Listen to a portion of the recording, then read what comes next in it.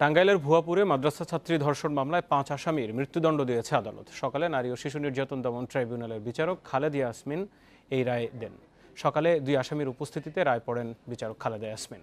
সাজা পাওয়া 2 আসামি হল মধুপুরের সঞ্চিত এবং গোপীচন্দ্র সেন। রাষ্ট্রপক্ষের আইনজীবী নাসিমুল আক্তার নাসিম জানান, 2012 সালে টাঙ্গাইলের ভুয়াপুর থেকে ওই মাদ্রাসা ছাত্রীকে অপহরণ করে মধুপুরে 2 দিন আটকে কয়েকজন মিলে ধর্ষণ করে। পরে ভুক্তভোগী নারী স্বজনদের ফোনে খবর দিলে তাকে উদ্ধার করা হয়। সে বছরের 18 জানুয়ারি 5 জনের বিরুদ্ধে মামলা করা হয়।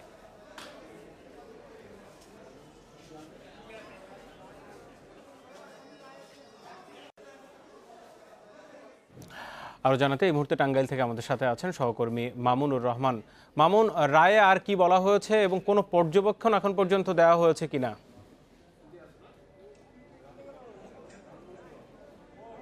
আসলে রায়ে কিন্তু কোনো পর্যবেক্ষণ এখন পর্যন্ত আমরা হাতে পাইনি। আপনি যেমনটি বলছেন সেই রকমই কিন্তু আমরা জানতে পেরেছি। অর্থাৎ রায়টা কিন্তু আপনি জানেন যে এই মুহূর্তে দেশব্যাপী ধর্ষণ নিয়ে কিন্তু একটু আন্দোলন রয়েছে, সামাজিক আন্দোলন রয়েছে এবং মানুষের মধ্যে বিরূপ প্রভাব রয়েছে। ঠিক সেই মুহূর্তে টাঙ্গাইলের এই নারী ও শিশু দমন ট্রাইব্যুনাল থেকে যে রায়টি দেওয়া হয়েছে এটা কিন্তু অনেকটাই যুগান্তকারী রায়। আমি এখন এই আদালত প্রাঙ্গণে আছি। আমি যদি আপনাকে এই রায়ের একটা কথা বলি যে এই মেয়েকে কিন্তু তার বাড়ির সামনে থেকে 2012 সালের 15 জানুয়ারি কিন্তু তাকে অপহরণ করে মধুপুরে নিয়ে যায় এবং সেখানে কিন্তু এই অভিযুক্তরা দণ্ডিতরা কিন্তু তাকে পালাক্রমে ধর্ষণ করে এবং ধর্ষণের এক পর্যায়ে যখন এই মেয়েটা অসুস্থ হয়ে পড়ে তখন তাকে ফেলে পালিয়ে গেলে স্থানীয়দের সহায়তায় কিন্তু এই মেয়েটি তার পরিবারকে জানায়। তারপর পরিবারের সহায়তা পরিবার কিন্তু তাকে উদ্ধার করে। তারপরে মেয়েটা নিজে বাদী হয়ে কিন্তু এই মামলাটি করেছে, যে কারণে কিন্তু এই মামলাটি বেশ আলোচিত ছিল এবং 2012 সালের পর থেকেই বেশ আলোচিত ছিল এবং বর্তমানে ধর্ষণ নিয়ে যে প্রেক্ষাপট চলছে তার কারণে কিন্তু দেশবাসীর চাওয়াটাই ছিল যে এই মামলার রায়ের দিকে তাকানো ছিল। তো আজকে সকালবেলা যখন এই রায়টি ঘোষণা করা হয় তখন 2 জন আসামি উপস্থিত ছিল, বাকি 3 জন কিন্তু পলাতক রয়েছে। তবে রায়ের কোনো পর্যবেক্ষণ আসতে পারে সেটা আমরা পরে পেলে আমরা আমাদের দর্শকদেরকে জানিয়ে দিতে পারব। মামুন, আরেকটি বিষয়, সম্প্রতি অধ্যাদেশ জারি করে নারী নির্যাতন এবং ধর্ষণের যে মামলা সেটির সর্বোচ্চ সাজা মৃত্যুদণ্ড করা হয়েছে।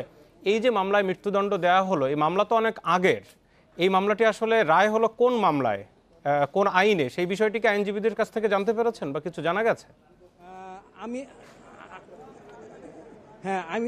আমি এই বিষয়ে রাষ্ট্রপক্ষের যে আইনজীবী নাসিমুল আক্তার নাসিম, যিনি রাষ্ট্রপক্ষের আইনজীবী এবং নারী ও শিশু কোর্টের পিপি, তিনি আমাকে যেটা বলেছেন যে 2000 সালে যে নারী ও শিশু দমনের যে আইনটি পাশ হয়েছিল, যেটার চূড়ান্ত অনুমোদন হয় 2003 সালে, সেটার 9-3-30 কোনো এক ধারায় তিনি এমনটি বলেছেন যে সেরকম ধারায় সেখানে কিন্তু যাবজ্জীবন মৃত্যুদণ্ডের আদেশ নাকি দেওয়া হচ্ছে। তিনি কিন্তু তেমনটি আমাকে জানিয়েছেন এবং সম্ভবত সেই আইনের আলোকে হতে পারে অথবা নতুন আইন যেটা অধ্যাদেশ হয়েছে সেটাতে হতে পারে, বিস্তারিত এখন পর্যন্ত জানতে পারিনি। কিন্তু নাসিমুল আক্তার আমাকে যেটা জানিয়েছেন যে 2003 সালে সংশোধিত আইনে কিন্তু এই মৃত্যুদণ্ডের আদেশটি নাকি আছে।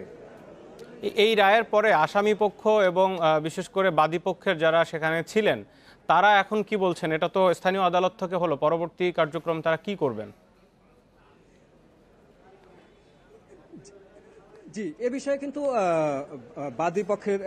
বিবাদী পক্ষের যারা আছেন অর্থাৎ আসামি পক্ষের যারা আছেন তাদের সাথেও কথা বলেছি এবং আসামি পক্ষের যে আইনজীবী ছিলেন সৈয়দ মুস্তফা, তার সাথে কথা বলেছি। তিনি আইনজীবী যেটা বলেছেন যে তারা এই রায় সন্তুষ্ট হতে পারেনি, তারা উচ্চ আদালতে আপিল করবেন এবং তিনি যেটা বলেছেন রাষ্ট্রপক্ষ তাকে ডিফেন্স না করলে অর্থাৎ উচ্চ আদালতে গেলে এই আসামিরা দের আদেশ আর একটু ছোট হতে পারে এবং তার ভাষ্য অনুযায়ী 2-1 জন ছাড়াও পেতে পারে, এমনটি তারা বলছেন। তবে রাষ্ট্রপক্ষের আইনজীবী যিনি আছেন তিনি যেটা বলেছেন যে তারা ন্যায় বিচার পেয়েছেন এবং এরকম একটি রায় যেটা জাতির জন্য দরকার ছিল, এই রায়টি শুধুমাত্র টাঙ্গাইলের এই আদালতের এই রায়ের জন্য না, অর্থাৎ মাদ্রাসা ছাত্রী ধর্ষণের জন্যই শুধু না, এটা পুরা দেশবাসীর জন্য একটি মেসেজের কারণেও এটা অনেকটা গুরুত্বপূর্ণ এবং তারা কিন্তু খুশি। তবে আসামি পক্ষের আইনজীবী এবং আসামি পক্ষের লোকজন তারা কেউ কিন্তু সন্তুষ্ট হতে পারেনি, তারা উচ্চ আদালতে আপিল করবে, এমনটি কিন্তু আমাদেরকে কিছুক্ষণ আগ পর্যন্তই জানিয়েছে।